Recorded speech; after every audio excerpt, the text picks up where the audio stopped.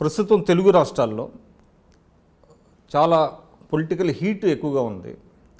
ముఖ్యంగా ఏపీకి సంబంధించినంత వరకు స్పెషల్ స్టేటస్ మీద దాదాపుగా అన్ని పార్టీలు, అంటే బీజేపీకి సంబంధం లేకుండా అన్ని పార్టీలు పోరాడుతున్నాయి. ఇటు తెలంగాణ వచ్చేటప్పటికి రిజర్వేషన్ అంశం అనేటువంటి దాన్ని ఫోర్ ఫ్రంట్లోకి తీసుకొచ్చారు. అదేవిధంగా కాంగ్రెస్ బస్సు యాత్ర ఇవన్నీ ఉన్నాయి.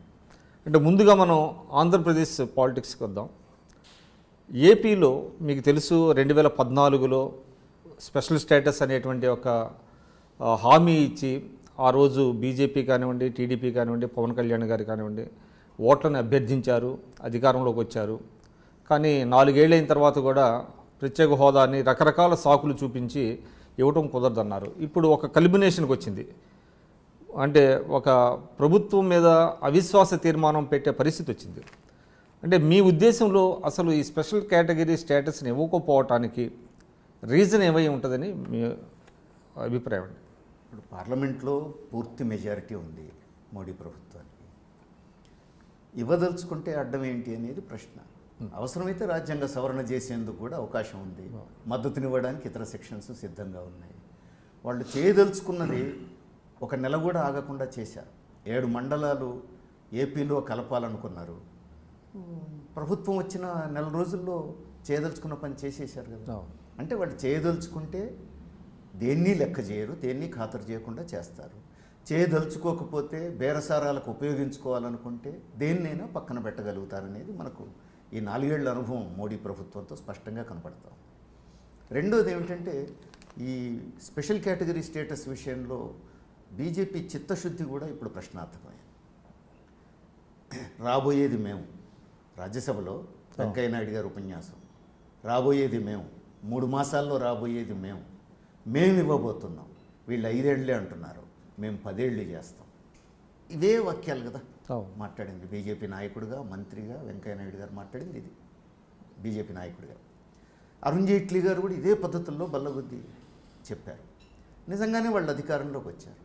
వచ్చిన తర్వాత ఏమాత్రం రాజకీయ చిత్తశుద్ధి ఉన్నా, మాట మీద నిలబడే లక్షణం ఉన్నా, మరుక్షణం 7 మండలాలు ఎట్లా కలిపారో స్పెషల్ కేటగిరీ స్టేటస్ ఇవ్వడానికి అవసరమైన అన్ని చర్యలు తీసుకుని ఉండాల్సింది. దాన్ని దాటవేసి స్పెషల్ కేటగిరీ స్టేటస్కు మించినటువంటి ప్యాకేజ్ ఇస్తామని చెప్పేసి 2016లో చివరికి వచ్చేటప్పటికే మోసం చేశారు అని అందరూ అనక తప్పని పరిస్థితిని తెచ్చుకున్నారు. అదే రీజన్ ఏమై ఉంటుంది అంటారు? దీనికి ఇవ్వకపోవటానికి కారణం ఏమై ఉంటుంది? ఇప్పుడు వాళ్ళు ఇక్కడ మాట ఇచ్చింది నిలబెట్టుకునే దానికంటే మాకు ఇతర రాష్ట్రాల్లో ఆ డిమాండ్ వస్తుందేమో అనేదానికే ఎక్కువ ప్రాధాన్యత ఇస్తున్నారు. ఇతర రాష్ట్రాల్లో ఆ డిమాండ్ వస్తే చెప్పుకునేందుకు నీకు సమాధానం ఉంది. అందరూ దేశమంతా చూసింది పార్లమెంట్లో ఏపీ పునర్విభజన చట్టం ఆమోదించిన తీరు, అందులో చేసిన వాగ్దానం దేశమంతా చూసి, ఏపీ నష్టపోయిన తీరు దేశమంతా చూసింది కదా. కాబట్టి నీకు చిత్తశుద్ధి ఉంటే సమర్థించుకోవడానికి మార్గం ఉంది. ఆ తలనొప్పి నాకు అనవసరం అనుకుంది, ఇక్కడ నా పని నెరవేరింది, అక్కడికి చాలు, ఇక నువ్వు ఉంటెంత లేకపోతే ఎంత కరివేపాకులాగా తీసేయడం అనేది బీజేపీ లెక్క. తాను బలపడడమే తప్ప ప్రజలకు తానిచ్చిన వాగ్దానాలను నిలబెట్టుకోవాలనేటువంటి ఆలోచన మాత్రం బీజేపీకి లేదు. తాను బలపడడానికి ఎవరినైనా వాడుకోగలదు, ఎవరినైనా తొక్కేయగలదు, ఎవరినైనా మోసం చేయగలదు, ఎవరికైనా ఎన్నైనా వాగ్దానాలు చేయగలదు. బీహార్ ఎన్నికలకు ముందు చేసిన వాగ్దానాలు. కానీ దీనివల్ల అంటే స్పెసిఫిక్గా అది బలపడే అవకాశమే లేదు కదా, బలహీనపడే అవకాశమే తప్ప బలపడే అవకాశం కూడా లేదు కదా. బీజేపీకి ఇట్లాంటి వాగ్దానాల మీద నమ్మకం లేదండి. జనం నమ్ముతున్నారు, వాళ్ళ దృష్టిలో జనం పిచ్చోళ్ళు. జనం నమ్ముతున్నారు కాబట్టి వాగ్దానాలు చేస్తారు. ఆ వాగ్దాన భంగం చేస్తే వాళ్ళకేమీ నష్టం అనుకోవట్లేదు. ఎందుకంటే వాళ్ళు ప్రధానంగా ఆధారపడేది మతపరమైన విభజన మీద. మెజారిటీ హిందువులు, అంటే పోలరైజేషన్ అంటారు.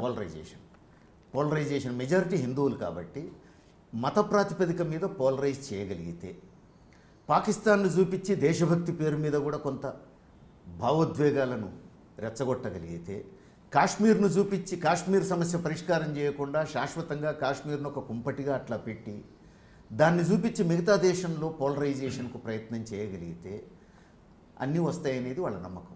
ఇందులో కూడా ఏమైనా లెక్కలు తప్పితే కాంగ్రెస్ చెప్పుల్లో కాళ్ళు పెట్టారు కదా. కాంగ్రెస్ అనుసరించిన ప్రతి ఎత్తుగడ ఇప్పుడు మోడీ ప్రభుత్వం అనుసరిస్తుంది. మీరు ఎమర్జెన్సీ కాలంలో ఇందిరాగాంధీ వేసిన ఎత్తుగడలు అంతకంటే ముందు ఆ తర్వాత మీరు చూడండి, ఇందిరాగాంధీ జీవితాన్ని స్టడీ చేసి వచ్చాడు మోడీ అని మనకు అనిపిస్తుంది. రాష్ట్రాల పట్ల వ్యవహరించే తీరు కానీ, ప్రతిపక్షాల పట్ల వ్యవహరించే తీరు కానీ, తన స్వపక్షంలో ఉన్న ఇతర నాయకులతో వ్యవహరించే తీరు కానీ, అన్ని విషయాల్లోనూ ఇందిరాగాంధీ లక్షణాలు మనకు కొట్టొచ్చినట్టు కనపడతాయి. పేర్లు వేరు, పార్టీల పేర్లు వేరు తప్ప మిగతా లక్షణాలన్నీ ఇందిరాగాంధీ దగ్గర నేర్చుకున్న లక్షణాలే. అందుకని ఈ వాగ్దానాలు చేయొచ్చు, వాగ్దాన భంగం చేయొచ్చు, దీంతో వచ్చేది లేదు పోయేది లేదు అనేటువంటిది మోడీ ఆలోచన, బీజేపీ నాయకత్వం ఆలోచన. అందుకని వాళ్ళేం వర్రీ కావట్లేరు ఈ వాగ్దానాల పట్ల.